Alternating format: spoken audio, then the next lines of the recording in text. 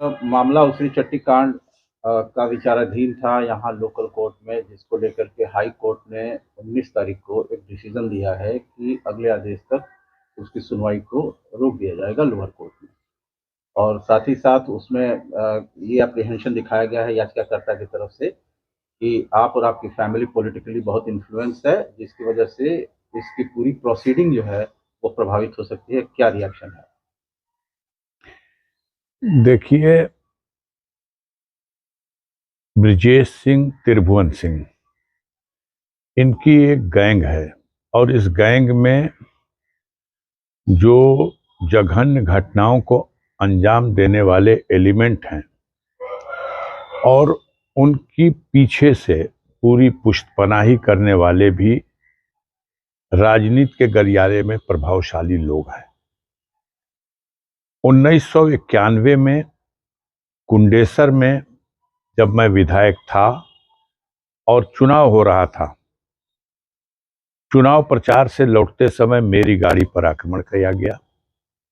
उस आक्रमण में 4 लोग मारे गए, 3 लोग तो घटनास्थल पर ही,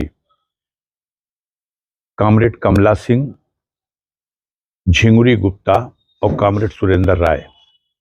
बाद में एक और रिटायर प्रिंसिपल कॉमरेड रामेश्वर राय, जिनकी आंख में गोली लगी थी, उनकी भी बाद में मृत्यु हो गई। इस घटना में सेना के रिटायर कैप्टन जगन्नाथ सिंह घायल हुए।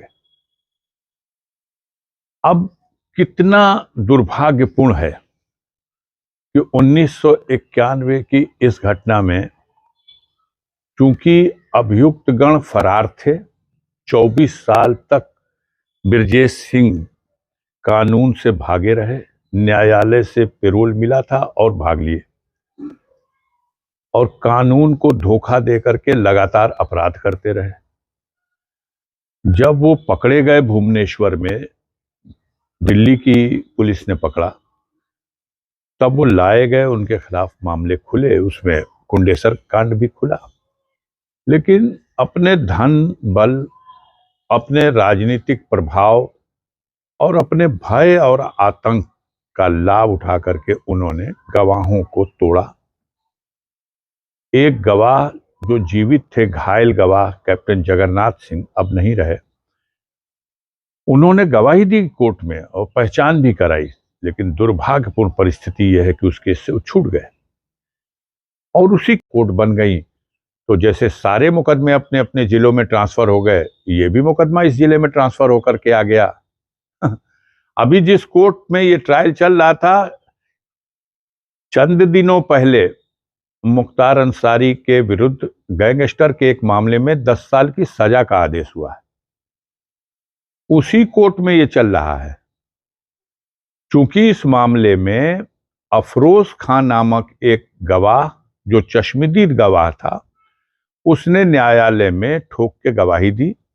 अब बाकी उससे पहले 3 गवाह जो गुजरे हैं, उन्होंने भी अपनी गवाही दी और उन्होंने ये तस्दीक किया कि अफरोज खान भी घटना के समय पिछली गाड़ी की अगली सीट पे बैठा था। अब 4 तारीखों से लगातार मुख्तार अंसारी तलब किए जा रहे थे। मुख्तार अंसारी तो न्यायिक अभिरक्षा में है और न्यायालय ही उनको बुला रहा है कि आइए केस में गवाही दीजिए, और अभियोजन उसको, प्रशासन, शासन उसको नहीं प्रस्तुत कर रहा है।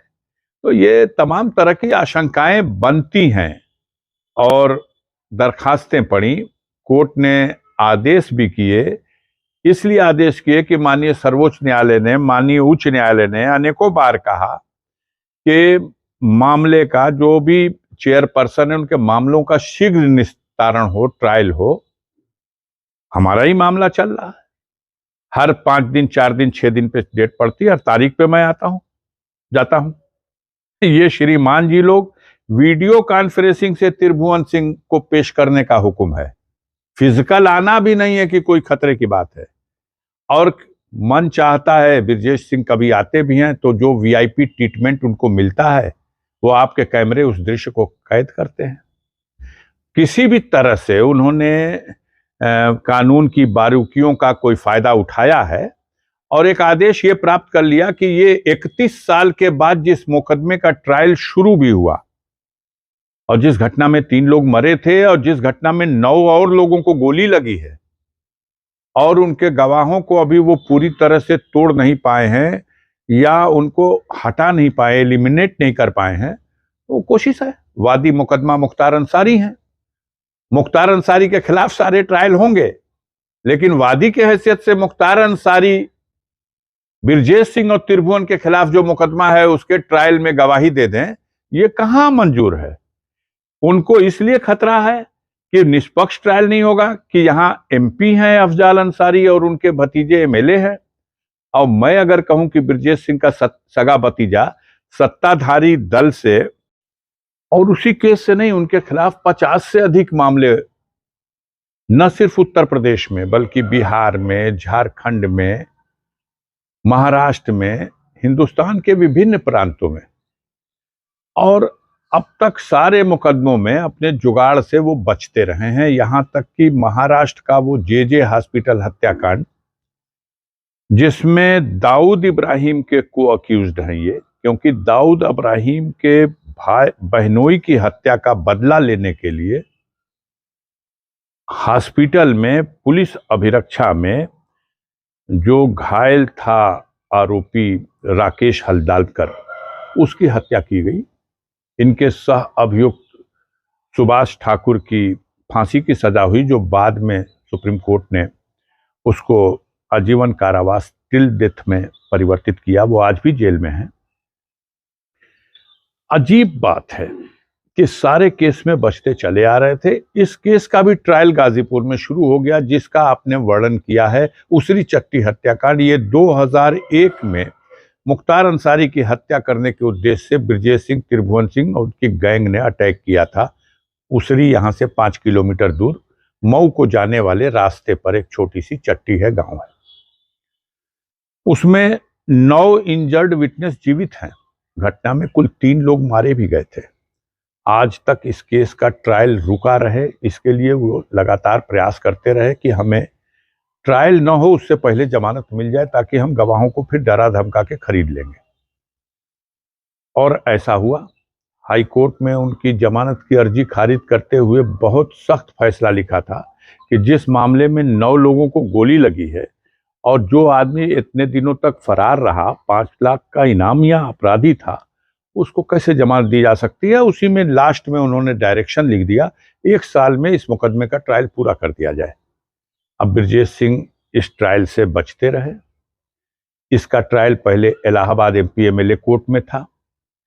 इलाहाबाद एमपी एमएलए कोर्ट ने कई बार गवाह उनके कोर्ट में जब प्रस्तुत हुआ तो उसने निवेदन किया कि मुझे धमकी दी जा रही है, और कोर्ट ने उनको फिजिकल तलब किया, कोर्ट ने उनको वीडियो कॉन्फ्रेंसिंग से तलब किया। लेकिन ये दोनों अभियुक्त न फिजिकल कोर्ट में एमपी एमएलए कोर्ट इलाहाबाद में हाजिर हुए और न वीडियो कॉन्फ्रेंसिंग से। और अपने ऑर्डर शीट में उन्होंने लिखा है, इलाहाबाद एमपी एमएलए कोर्ट के तत्कालीन जज ने, जब एक निर्णय हुआ, इस पार्टी की सरकार है देश प्रदेश में, ये कितना न्यायालय में इस तरह की बात और बिना किसी पक्ष को सुने अपने पक्ष का ऑर्डर कराने में वो लोग सफल हो गए हैं।